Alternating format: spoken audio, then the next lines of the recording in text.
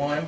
You are on. Yay, John. I don't even know. I started out on the You're live. SG Refuge, SG You're hilarious. Survivors, and I guess from there. That's why you do good with kids. Warburg. I guess from there I must have picked up a link. All that energy all the time. Warburg, I think I picked up a link to John, and then from John I think John wrote a post called Was that the Paul doorbell? Hersey's Oh, we're on. No, you're live. initial We're thoughts on chiming my in. book. Okay. And I think that's when I heard about Paul. I don't have a book right now. I have a question. You have a question already? Yeah, this is gonna be our question bell. That's when you have a question. That's when you have a question. It's finished. I'm glad you pointed that out, because I kept looking at the front door. You know why not? Sounds like our doorbell. Unreforming. We're wondering about the live stream people. Will they be able to see the notes? Because we invited a lot of people to the I live said it's stream. sort of anti-Catholic. You're asking the wrong person. You'll have to ask Papa Paul. Catholicism and Reformation are the same. So Okay, I said, well, yeah. Somebody comes said, back "Sounds around. good to me." Voice my question. It's not. Okay. He's emailing you the Yes, I hickey-bobber love thingies. documentaries. Yeah, I know. But what about the live stream camera? Is it catching the slides? I don't know. Let me ask Philip. VIC? No. Too old. Live. Oh, just Vice.com? Yeah. Okay, Philip. What's that about? It's documentaries? I mean, I have Netflix streaming and I watch all the time and I like to watch sometimes. Is his really good? Okay, alright. They're the ones who sent Dennis Ross. Sir. Well, Paul. Okay, that was interesting. No one, I don't think they forced that on news, but Yeah. they paid him. They paid him to Yeah, go? yeah, because they did it on, it's on HBO. Okay. It's gonna be, but they don't report Vice that. dot- Like, Are they, oh, he was there. A political group or are they like a secular group? No, they're a profit group. They're a for-profit group, I have no problem with that, yeah. So they just do random documentaries on Everything. everything. Sir, we get angle the camera a different way, so maybe we can They get. have a whole bunch of different technology, they have a different, they're $1 billion company right now. Or half a billion. They're a media Get a company? wipe off coordinator. Yeah, they may be partially owned now by, It's all really big. I'm not sure. Okay. Shane Smith. Why have I never heard of He's these people? Canadian, he founded it. He kind of uses the technique, but he's in the other stuff. He's in it. They take pictures of him, Okay. he's talking, unlike, it's different, it's 60 minutes. So they just basically film. Yeah, we watched the one here. Okay, okay. We watched the one here. The one was the Mormons versus the Mexican drug cartel. Paul and I watched it here. Really? Yeah. Was it, It was during what before was the that election. about? It's the Mormons are the Romney. It's Mormon and his family's from Right. a Mexican border town. And Ah, the okay. Mormons are fighting the Mexican drug cartel. Fighting, like, violent fighting? So like Mormon gang? They're American. They're not gangs, but they had to get. Sort of. They had to. Vigilantes? They had to get together to protect themselves because the Mexicans were kidnapping and killing them. Oh my gosh. It's not the Mexican. It's in drug cartel. Right, the Mexican drug cartel. Have you, speaking of which, this is totally off topic, did you ever watch Breaking Bad? Did you like that show? Did you watch all 4 seasons? I thought it was like the greatest show ever. I thought it was Two of incredible. my good friends are really into it, and we were actually in Albuquerque, where went to the places where they did the filming. Oh, really? Well, I mean, yeah, they're all around the town. Okay. They're like, oh, here's this. They were more into it. I mean, I saw a couple shows, but Okay. I thought it was great. I loved it, but it just reminded me how violent the Mexican TV cartels show. are. It was kind of scary how violent they can get. well, that's probably mild about if you see. I don't know if I saw about real life is more worse probably than Breaking Bad. Huh? Oh, nothing. I used to like Star Blazers when I was a kid, which was a Japanese anime cartoon. It was awesome though. It was about forget what it was about, but it was like, the Earth was like the last great bastion of hope, and this alien army was coming to get them, and they were able to use this new tech. They raised the Japanese battleship, the Yamato, and they turned it into this space battleship with the English. It was awesome. It was awesome. They had like the Tiger fighter group, and and anyway, the ship, they renamed the Yamato, they renamed it the Argo, and the Argo was like next to the Enterprise. It was like the coolest spaceship ever. Like, and I just was like, Argo, yeah. Here, I thought It wasn't any Greek. I thought it was cornstarch. I Oh, was no, at the no, no. Kroger's and I was getting, and it's this nice little yellow box that says Argo, and I go, that's where he got it. Go to YouTube Okay. and type in SO.px. Okay. Go to YouTube. Maybe in 5 years when Business of War. we SFX become Business of War. independently wealthy, we'll have money for all of this electronic All equipment. right. It's a special We looked operations into- trade show they have every year. Mom.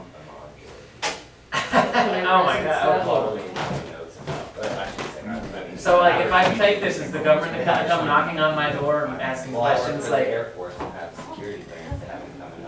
Okay, all right. Yeah, you gotta be careful these days. My wife has a clearance, so It doesn't matter. taping in special weapons, Jordan. I searched in. No, it's not, it's not, it's a news report. Oh, it's a news I mean, report. Vice is on HBO, so I mean, Okay. although they're not like mainstream, they're not like. Right. They're not like. They're reporting, they're not they're like not taking subversive, sides, right. they're not taking But the sides. government. Okay, John. To your They're ready. conversation. Metadata. That's what I was talking to John. That's all metadata. Here we go. Mr. Immel, it's ready to go. I always like stuff to look up online. That's right. That's right. They really know everything. I always like to look up stuff online. Ready? Is Paul busy? Paul coming up? Paul's on that computer, but they said they're still working. You can go. Let me find out for sure. I don't want to point at John. Other They people. haven't put a black mask over your face, Other thrown you in a people- van and driven you away. They pull up stuff worse than that. Yeah, I bet. So, Yes, please start. Thank you. that one's Okay. recording. All right, John, He's you ready may now. start. He's ready. Makeup. All right, my name is John Immel. I'd like to introduce myself as no one from nowhere, mostly because it's true, but really, what I really find interesting about it is most people introduce themselves and they're interested in some form of credential, and I have no interest in credential because I'm not interested in some form of authority to compel you to believe what I believe. My interest is that you will find my ideas so compelling that you go, oh yes, by my own rational faculties, that must be the right answer. And if that's my outcome, if that's the goal I'm going for, then it frankly doesn't matter who I am. Having said that though, I do need to tell you, I did write a book about this. I wrote Blight in the Vineyard, exposing the roots, myths, and emotional torment of spiritual tyranny. This version of this book was actually started in 1996 when I was desperately trying to figure out how to address the tyranny within a then People of Destiny International, now Sovereign Grace Ministries. That was its first form. It took on 3 forms, this being the third. I talk candidly of Sovereign Grace Ministries. However, I will say this. The book is not about Sovereign Grace Ministries. This book is about the ideology that we're going to talk about, what we've been talking about, the Neo-Calvinist movement that is currently in existence. This goes into substantial detail about the evolutions of thought, where the ideas come from, how we end up with these ideas, and then some of the arguments that are around it. Highly recommend if you're interested in more discussion about this. There just are not many challenges to the Reformed constructs on the planet. I mean, okay, you can be a good Arminian and say yea verily and start parsing scriptures, but I'm talking about a root challenge to the core assumptions of the Reformed construct. So I did write this. I do have a blog, spiritualtyranny.com. I've been remiss in writing there for about almost 2 years now because I started writing fiction. I decided that I was tired of being poor. Decided to write stuff that I thought somebody actually wanted to read and pay me for. So my first book is called Dead Certain.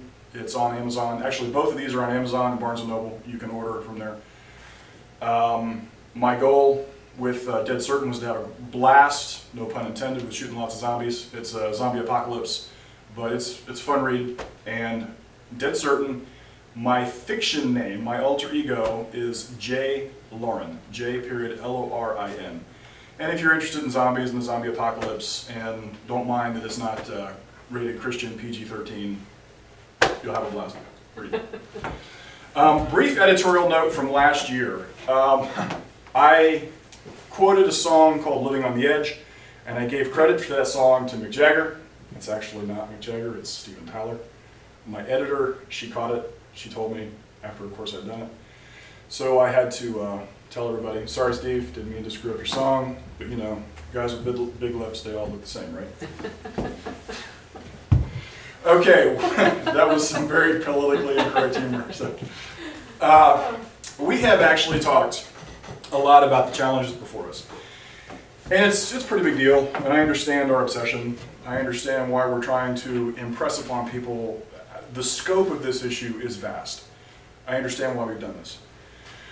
But it seems a little conspiratorial and a little overwhelming to put it in those terms.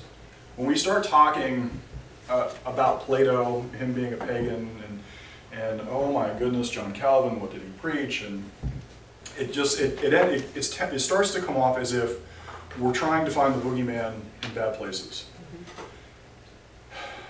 I will get to Plato and my thoughts on Plato a little bit later, but I want to say this. Our challenge is actually, it is that lofty, but it's much more personal. Because our challenge is actually what happens in the pews. You show up at church, you hear doctrine, you get some people that shake your hand and look longingly into your eye and say, you belong. And as human beings, that's a powerful statement. Somebody looks at you and says, you belong, I want you with me. And that's hard to repel. And most people go to church for, because their kids have a good place to stay, and they like the music, and they generally like the people. But that's not really where it ends. It is personal because at some point, you end up on the wrong side of the pastors. Something happened, it doesn't matter what, and you've been told that you're part of this big grand party, and please come talk to us, and we'll help you with your big burdens, and then you go do that, and suddenly the marketing and packaging is all wrong. You thought you were right to object, or to challenge, or to even just be you, and one day that just was not so. And the problem that you have is you look at your Bible and you say, well, but here, right here, see, and they go, well, no, that's not what that says. And it really doesn't matter because you should be submitting to me. And you look around and suddenly life is just insane. All those people that hugged you and said, yea, verily, we're glad you're with us, they turn on you in about a minute. All those friends you had, poof, where'd they go? They have no interest in hearing what you say. And the crazy part is the more you try to justify or to explain your position, the worse it gets. And without fail, they accuse you of being defensive. And of course, only defensive people are sinners.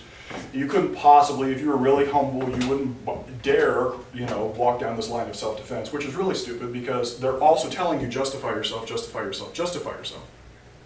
Which is it? Justify myself or I'm being defensive? So you look around and you're bewildered. And after you wade through the 1,001 emotions that have come out of you in ways that you could not begin to have fathomed, you say, what the heck happened?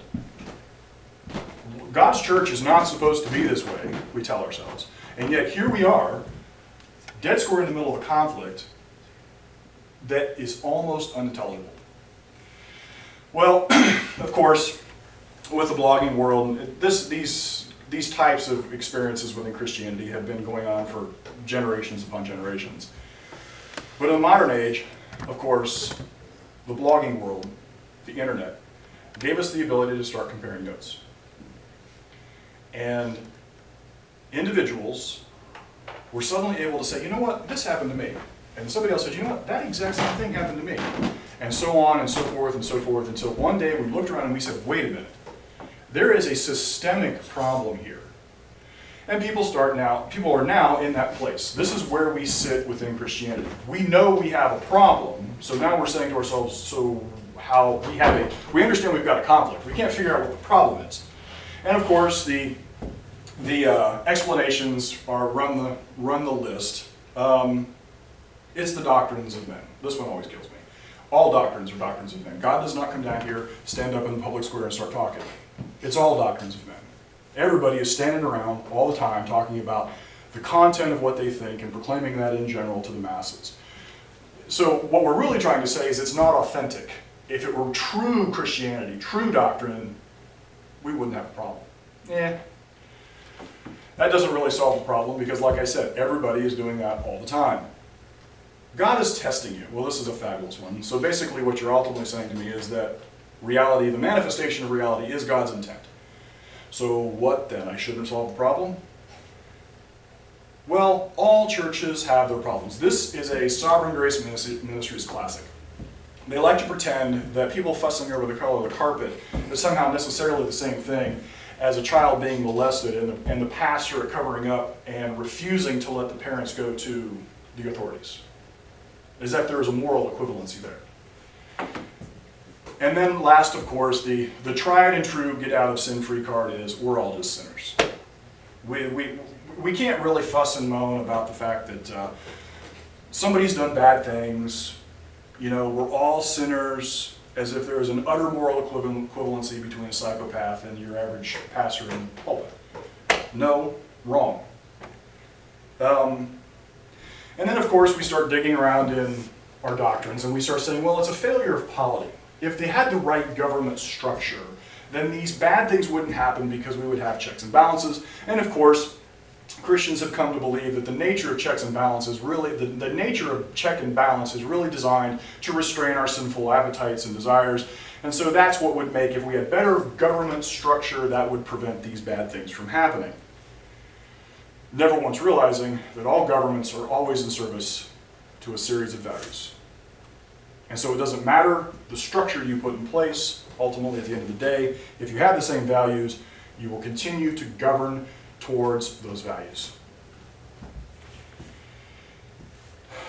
And then the last one is if we just had the right people. Well, which is really funny considering we always say it's the doctrines of men. Well, by definition, if we're just looking for the right person, what we're really saying is there is an idealized person out there who somehow magically gets it all right and finally gets to come down from Mount Sinai and tell us the truth. Well, that's nutty, because that never works. And the one thing we never, ever, ever, ever, ever challenge is it's the doctrine. There's something wrong with that picture. So some of you experienced this tumult. You started looking for answers, and you've heard all of these other points belabored and endlessly cycled and cycled. If we loved more, if we prayed more, if we prayed louder, if we prayed quieter. Oh my Lord. The list of options. And finally you heard somebody say, no, it's not any of that. It is the doctrine.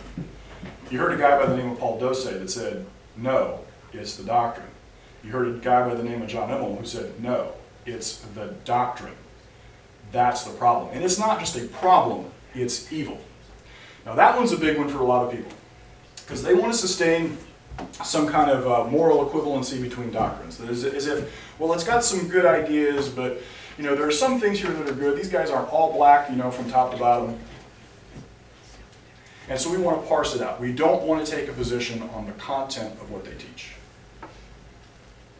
We're going to get to that, because that's an important. That is going to be an evolution of thought for a lot of people that tune into this. The doctrine is evil.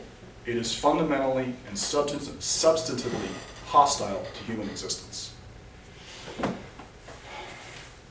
But this leads people to a serious problem. If it is the doctrine, if Calvinism is error, gasp, how can that be so? It's orthodoxy. This is what the church has believed for heaven's sake, for 500 years, or at least the Protestant church. We would like to pretend that we're different than the Catholics, but hey, how can you debate orthodoxy? This is what the church has always believed. Reformed theology is sacred. John Calvin and Martin Luther, are you kidding? they sit at God's left hand, just right beside Peter, James, and the other guys. How can you possibly begin to challenge who these guys are? The Reformation, my goodness, if it hadn't been for those guys, we'd still all be Catholics. And those dastardly Catholics, I mean, my goodness, they're just corrupt. And the Pope is of the devil, and oh, my Lord. Anybody ever heard that kind of thing before? Well, yeah. And herein, and then you have to ask yourself, if all that is the problem, if the Reformation is not what we've been told that it is, and the people at the top of the food chain, this intellectual food chain, are not who we've been told they are, then we have to ask the really hard question, why does this happen? Now here's my challenge to you. If I had a mirror here, I would actually ask everybody to take a look in the mirror. You serious media people, if you actually have a mirror close, take a look in the mirror. You want to know why this happens? You're the reason. It isn't any more complicated than that. And you might say to me, but isn't that what everybody else told me? Isn't that what everybody else told me, that I was a sinner and I was the reason there was this conflict? Yes, that's exactly what they told you. But this isn't for the same reason. To understand what really happened, we need to start at the beginning. But before we can start at the beginning, people must take responsibility for the content of their own mind. I will bet money that you have never heard that out of a preacher before. And since I'm not a preacher, you still haven't. They might tell you to think, but maybe not so much. And here's the thing. Paul and I, and Susan, can detail for you the list of doctrinal failures. And of course, with Paul, you will OD on doctrinal particulars. We can detail all of the root issues and all of the spiritual manipulations. I've been doing this. I've been thinking about this for almost 20 years of my life. I have the ability to do this. But until you personally are committed to the content of your own mind, until you're committed to the content of your own life and your own purpose, nothing I do will matter. And here's why. Because at the end of the day, if you're not willing to do that, your worldview exempts you from everything that comes after. You've capitulated. You've tossed up your hands and said, it's not so much my problem. So at some point, you'll let your brain go tilt. You'll shrug at the complexity of the world and toss up your hands and surrender and insist that Jesus' message is just simple. And all this brainy stuff is just added torment for your peaceful soul. This sounds like a churchy answer. You will console yourself for a while, evading the reality that you were letting other men fill in the blanks of your own mind. Eventually, you will find someone else that will take up the cause of organizing your life yet once again. And not too much after that, you will be confronted with the very same spiritual tyranny, the very same social conflicts, the very same church dynamic. And maybe this time it's worse. And maybe this time, the spiritual tyranny, the church tyranny, has actually joined political power. Somehow, the guy in the front of the pulpit somehow managed to get himself elected to office. And now not only does he have a body of doctrine, he's got guns. In Christianity, we have failed to understand government is force. Polity is force. When people start talking government, when people start talking passing laws, what they're really saying they're entitled to do is to force you, to compel you, to bring violence against you, to bring an outcome. And then tyranny will have been joined with political power, and liberty will be dying under its assault. What will you do then? The answer, the options are very, very limited, because you have already abandoned self-directed thinking. The only thing left will be to wail and tumult and gnash your teeth that men are just sinners and who can save us. You will toss up your hands in despair, retreat into some church where the intellectual barricades are over the doors and you can fortify against evil. And then, you know what usually happens is everybody overdoses on end-time theology and When's Jesus coming back? And even comes to the Lord Jesus? And when's the rapture? Does that sound grim? Of course it does. Because that course of non-action is a dead end. And it has only one outcome. And that outcome was you deserve what you got. You are the reason tyranny happens. From top to bottom throughout history. Individual men are the reason tyranny happens. Not because you're a wretched old sinner who failed to submit to authority. The reason your interpersonal church relational problems happen is because you refuse to reason. Because you refuse to be an independent mind. Because you refused to be an individual. Now, how many people does that statement make nervous? How many of you cringe at the notion that you should be more individualistic? How many of you think that having an ego is being in sin? How many of you equate the individualistic with selfish? And last question. How many of you equate selfishness with the greatest expression of moral failing? What if I told you that your reaction to self and selfishness and individuality and ego is by design? What if I told you that despots and tyrants throughout history, the world over, have specifically set out to persuade all of humanity that the problem is always the individual? And the only solution to the problem is sacrifice. Disturbing thought, right?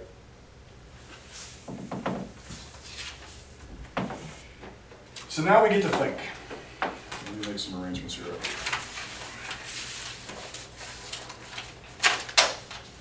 I need to bring you up to speed on some basic thoughts that most people have never heard before.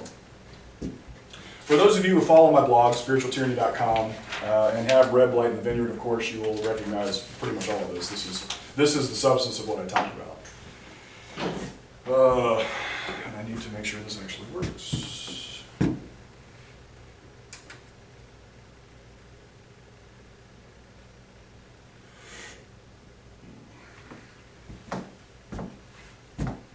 Guys, have you guys gotten the documents yet? I think they turned your sound off, so I can't hear you. But I think I nod your head like this. You got a thumbs up from Heather. We use the microphone to keep from noises. Oh, okay. So yes, you got it. Okay, you're on. Yeah. Just pause. Oh.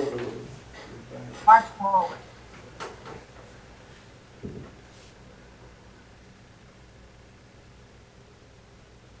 I don't know if I'm doing this right.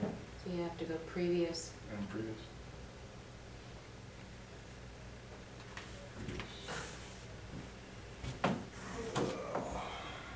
Okay, I don't know what I'm doing wrong here.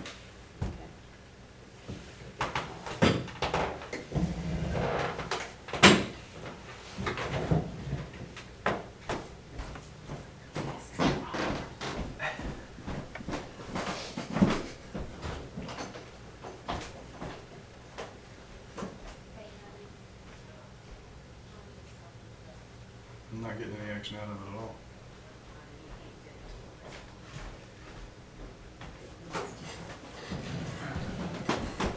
I can tell if it's frozen or what's going on. I'm looking for the first Is that slide one? No, that's slide 2. And you want to go back to I one? need to go to 1, yeah.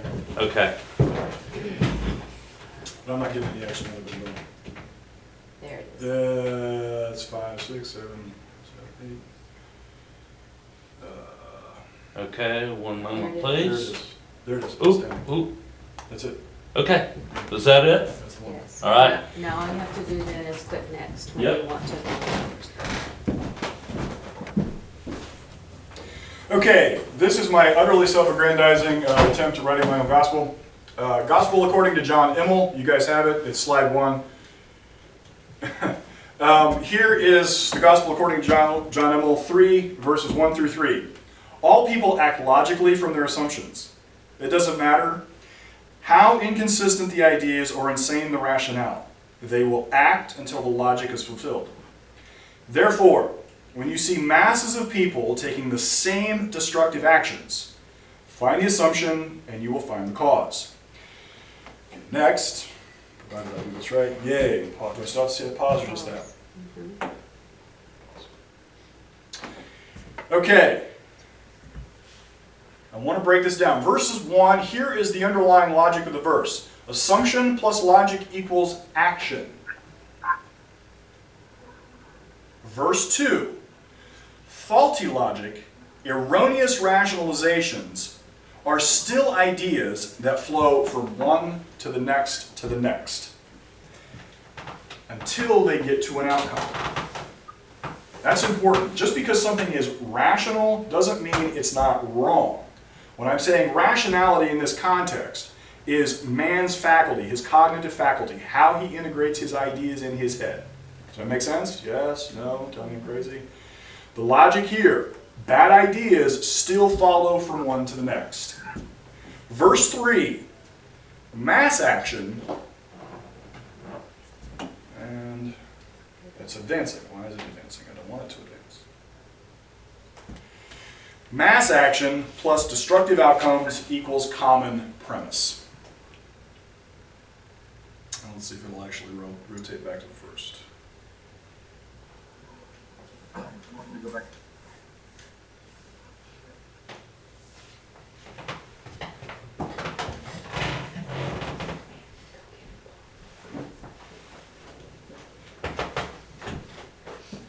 Yeah. Slide 5, slide 6. It took off again for me, and I have no idea why. Oh, sorry about that. What slide do we want? 2. No, I need slide 3.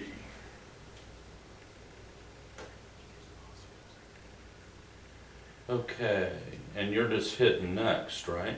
Actually, I hadn't hit anything, and it kept rolling for me, so I didn't know what it did. I must have Okay. hit something, and I didn't know it. Pause, you hit pause.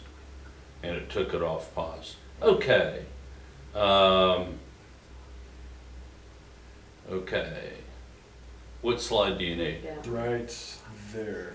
Slide 3. Yep. Okay, and if you just hit next, it'll just keep going. You have to hit pause after each time. You shouldn't, but let me make sure it's on pause. You shouldn't. Okay, there you go. All right. So, anyway, trying to pick up from where I left off. Now that you can see, you guys on there, and you guys here locally, you can actually see that this is really the main statement of this summary right here. Now, if I hit the next one, say next. There you go. Yay me. All right. This is what I want you to pick up from this. I want you to see the specific relationship between actions and ideas. I submit that man, as a rational cognitive being, is specifically designed to operate from this standard. What makes man utterly unique in the world is his ability to cognitively, rationally approach the world. He's the only creature on this planet that does not automatically, by nature, adapt to an environment. It's exactly the opposite.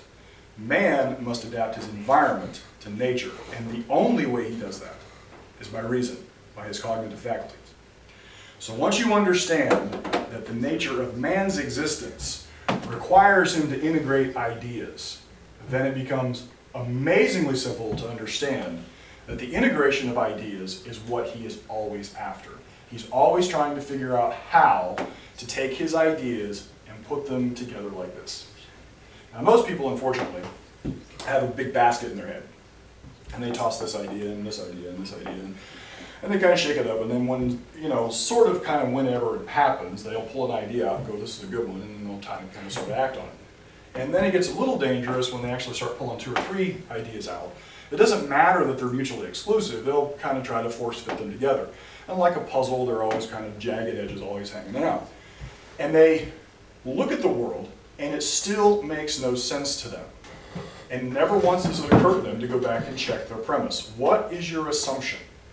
We're going to get to this a lot. Now, this study is called philosophy. And of course, when I say philosophy in the context of Christians, they immediately think of Paul's major condemnation of vain philosophies. And they start to tune out because they think they've got an intellectual get out of thinking free card. Well, okay, if you're going to, after that preamble, if you're still persuaded that you can let your mind go out, good luck to you. For those of you who are still with me, slide 5. This is the study of philosophy. Philosophy is metaphysics, epistemology, ethics, and politics. Actually, the last one is this aesthetics, but it doesn't really apply to where we are. But the 4 primaries, the things that drive all of human existence, are these 4 studies. And each of these builds on the next. For those of you have slide 5 in front of you, yes? Yes, slide 5. Okay, now, here is PowerPoint slide 6. And here's the breakdown of each of the functions, each of the areas of study. The nature of existence equals metaphysics. How we know what we know is called epistemology. How we value what we know is called ethics. How we interact with people is called politics. Each of these folds from one to the next, to the next, to the next. So, what you assume about man's existence will ultimately impact what you believe man can know. And what you believe man can know will ultimately impact how you think he should ethically act. And how you think he should ethically act will ultimately form your government structure. Remember previously I said we could debate endlessly, the issues of polity and how the government structure is. Well, and I told you that always the government structure is in service to the ideas at the end of the ideas. This is why. Because politics is at the end. Ethics comes before. And if your ethical presumptions presume that you should kill black people, you'll organize whatever government it takes to kill black people. And of course, the Presbyterian Church did just that. Did I say that out loud? Sorry, Presbyterians. No, actually, I'm not. You should know that. All right. Do you have a glimpse of the scope? Yes? No? Think I'm crazy? Okay. Philosophy is the broad study of how man integrates his ideas. It is how we know what we know. It is where ideas come from, their objective value, and how those ideas impact our human interaction. So now, with this in mind, you can ultimately grasp the implication of what I'm saying here in the Gospel according to John Immel. While people act logically from their assumptions. It does not matter how inconsistent those ideas or insane their rationale. They will act until the logic is fulfilled. Therefore, when you see masses of people taking the same destructive action, find the assumptions and you will find the cause. And this is why when you go to church, you end up in the exact same spot.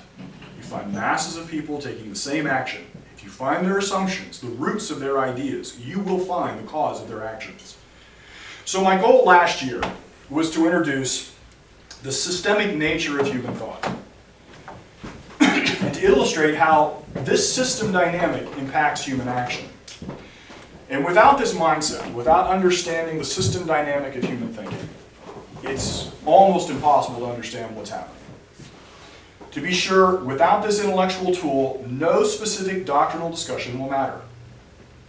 It won't matter how much we dissect sanctification, justification, and the centrality of the cross.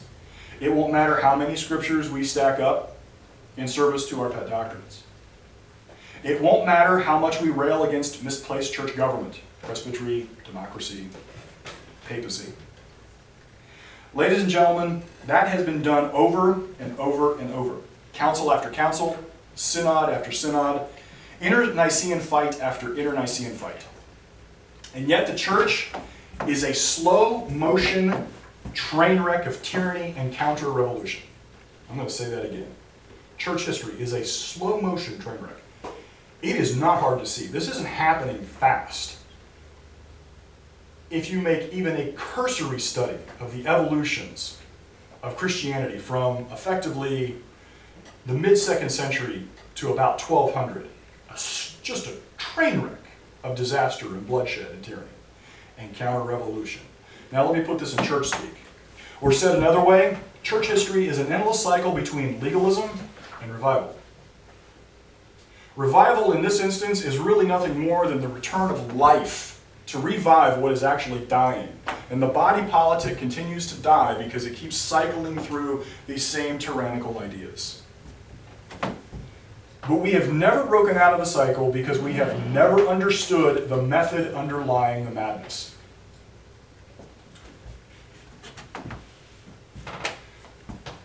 PowerPoint slide 8. All men can see the tactics whereby I conquer. But what they cannot see is the strategy out of which victory has evolved. Sun Tzu, one of the greatest military minds on the planet. And he got it exactly right. The tyrants and the mystic despots of the ages. They've been winning because we have never once challenged their assumptions. In the 21st century, we are once again rolling through a philosophical cycle that has repeated itself over and over in history. This cycle is, of course, why Christians are living through ever-increasing manifestations of abuse. People are confronted with the same tyrannies that our forefathers set out to resist. As of now, the only real response has been to toss up our hands and look mystified at the stars. We know we are impotent. We remain impotent, caught in the cycle of doctrinal fight and church splits and the tragedy and human tragedy.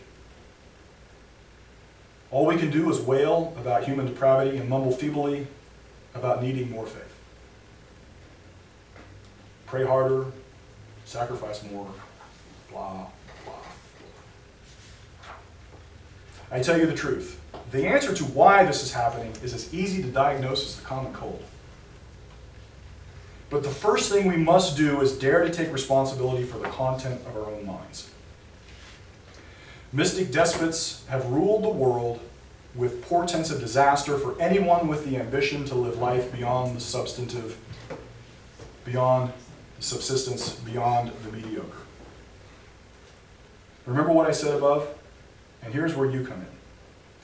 Autocrats, remember what I said above about you being responsible, you being the reason. Autocrats rely on being able to compel outcomes because no one opposes their arguments. Tyrants only succeed when men refuse to think. So now, here's what's coming next. We're going to begin to try to understand how tyrants have been so successful at waging war against men at liberty. So put on your thinking caps, boys and girls. So now we're going to jump into the deep end of the pool. That's it.